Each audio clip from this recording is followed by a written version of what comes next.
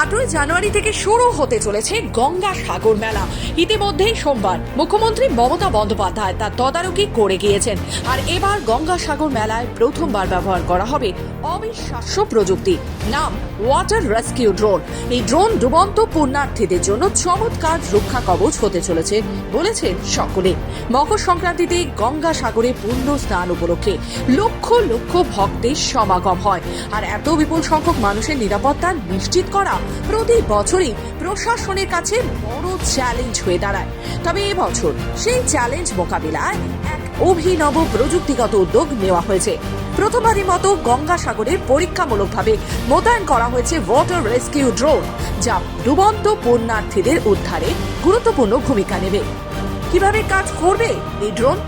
যদিও এই বিশেষ ড্রোনটি জলে ডুবে যেতে থাকা কোনো ব্যক্তিকে দ্রুত শনাক্ত করতে পারে এবং মুহূর্তের মধ্যেই তার কাছে পৌঁছেও যায়।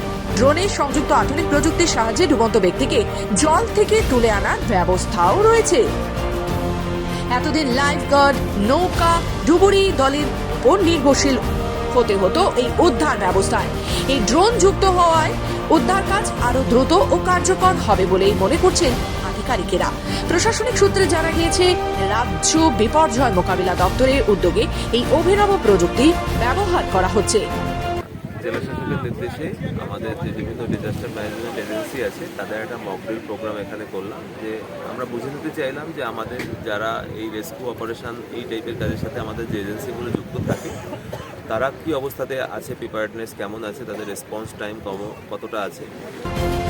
দক্ষিণ 24 পরগনা থেকে প্রবীণ দাসের রিপোর্ট, খবর বাংলা।